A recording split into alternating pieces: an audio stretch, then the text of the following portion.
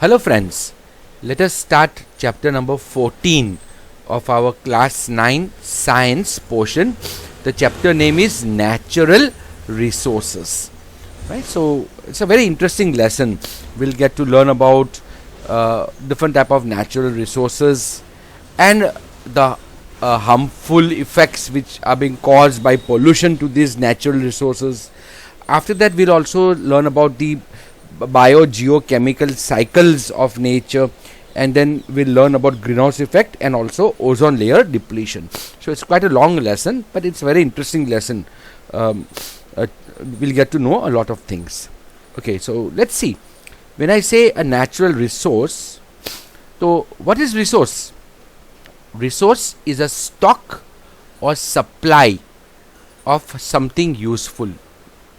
Means, in simple words, anything useful to man for his economic activity is called a resource.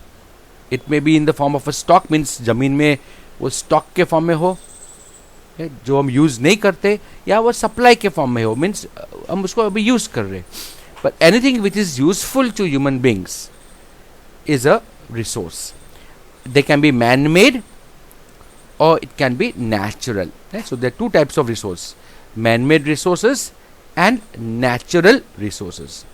Natural resource की बात करें, so a resource which exists in nature, देखो nature से मिलता है, is called a natural resource. Meaning it is not produced by human being, it is available in nature itself.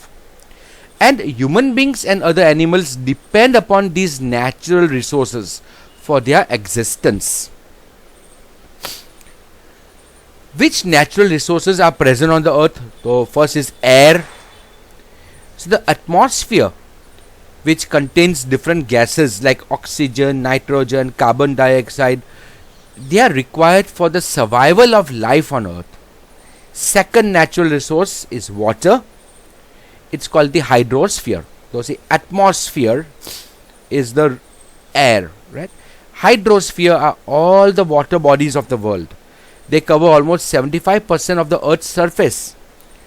It's a home to an abundance of animals and plants, and again it is required for survival of life on earth.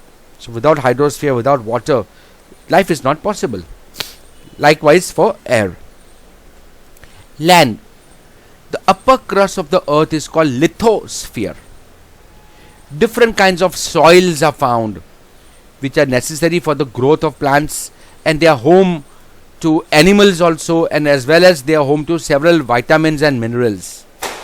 Whatever mineral resources we get, metals or non-metals, all of them come from the land or lithosphere. So the upper crust of the earth is called lithosphere. See, the earth is around 100 kilometer. The crust of the earth is around 100 kilometer deep. The earth itself, if I take the earth is a sphere, and this red part, this red line is around 100 kilometer deep. The rest is still molten form mein. It is the magma form mein. It's in the molten form. Hot magma is there. This 100 kilometer of crust, this is the crust of the earth. This is the only solid part, the solid upper layer. Remaining rest is magma. The earth's radius, center to this point, that is 6,500 kilometer, right? So from 6,500 kilometer, only 100 kilometer, this thin line, right, this thin upper layer is the crust, solid part. The rest is still in the magma form. So this solid part forms the lithosphere, right? It's the land. So life on earth is possible because of these three major sources. You can see, okay, there's another sphere called the biosphere also. Biosphere is a zone where the lithosphere, atmosphere and hydrosphere intersect and life sustains, right? It's a living sphere. That's called the biosphere. So biosphere, atmosphere, lithosphere and hydrosphere, all three will intersect, right? All three combine, and where life is there, you see the plant life, animal life, and microorganisms, right? So biosphere will consist of plants, animals, and all the microorganisms. Biosphere we can divide into two parts: the abiotic components, the air, water, land. The non-living parts means the atmosphere, hydrosphere, and lithosphere. And the biotic components, the living parts, the plants, the animals, as well as we have the third category is the microorganisms. So you see in this diagram I'm showing you the plants are there, animals are there, and the protista, fungi, and bacteria are the microorganisms. While non-living, the abiotic factors of the ecosystem would be water, soil, air, the minerals, even light. Without sunlight and without light energy, again biosphere cannot sustain itself. Let us now talk of the air. So the air or the atmosphere, it is made up of gases. Life is present on the earth because of these gases, and especially oxygen gas. See, earth has a supply of oxygen gas, so life is possible. Other planets have other different type of gases, like Mars and Venus have an atmosphere, but that atmosphere has lot of carbon dioxide. 95 to 97% of the atmosphere is carbon dioxide. Life cannot exist there. On Earth, the carbon dioxide is only 0.04% at present, and only 0.04% is now leading to a condition called greenhouse effect. We will learn about that in the later portion of this chapter itself, and that is leading to a condition called global warming. Imagine, just 0.04% carbon dioxide is making life hard for us. Researchers say if it reaches 0.045%, this condition will be seen drastically. In the year 1900, the amount of carbon dioxide in the atmosphere was only 0.025% or 0.020% in the year 1900, and in the last 120 years this portion has just doubled itself, and it is leading to so much problem. Other planets like Uranus and Neptune have gases called methane. Again, life is not possible in such a poisonous atmosphere. So you see, in our Earth, maximum is nitrogen. 79% of our Earth's atmosphere is nitrogen.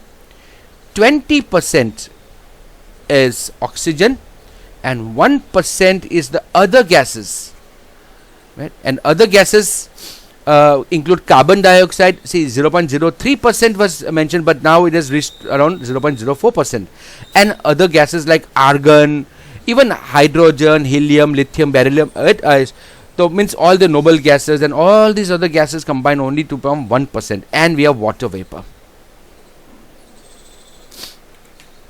So how much carbon dioxide is produced on the earth? The eukaryotic cells and some prokaryotic cells, they generate energy by breaking glucose, breaking down glucose molecules, and this results in the production of carbon dioxide. Right? So this is the process of respiration, and in the process of respiration carbon dioxide is released. Same way combustion ka process, the process of combustion also leads to release of carbon dioxide in atmosphere. But these two processes release carbon dioxide, right? Respiration and combustion release carbon dioxide into atmosphere. Plants, on the other hand, which are present on the earth, they utilize this carbon dioxide present in the atmosphere, and they release oxygen as a byproduct in the process of photosynthesis. The marine animals make their shells in water using carbonates dissolved in water. We will learn about this in the carbon cycle at the end of this chapter.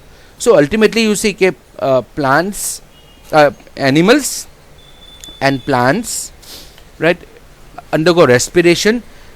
They break down glucose and release carbon dioxide. Combustion also, burning of things also release carbon dioxide in atmosphere. So atmosphere gains carbon dioxide. Plants will convert this carbon dioxide into glucose. So they do the reverse process. Photosynthesis removes carbon dioxide from atmosphere and gives oxygen as a byproduct. And marine animals also use calcium carbonate shells, right, to make the or calcium carbonate, also carbon dioxide in the form of carbonates to make their shells, which are dissolved. So this carbon dioxide, which is dissolved in water, is used by animals also. So this is how carbon dioxide is maintained. The balance of carbon is maintained in the atmosphere. Now the atmosphere of the earth helps in maintaining the temperature. The presence of gases around the earth prevents an increase in the temperature of the earth during daytime. The atmosphere prevents harmful radiations of the sun from reaching the earth's atmosphere, earth's surface. We will see about that in the ozone gas layer. The atmosphere prevents the heat of the earth to escape from the earth's surface during night time. So again, at night time the earth's temperature is maintained. See, moon has no atmosphere, so moon will face extreme temperature. In the daytime the temperature is 110 degrees Celsius, and at night time it is minus 190 degrees Celsius.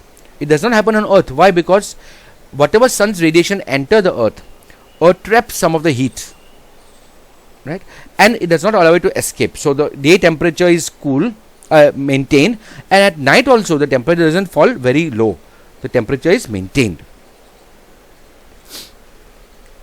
Okay, I think so we will talk of this topic, winds, in the subsequent video. Okay, so I hope you understood till here. We will continue that in the next video. Bye.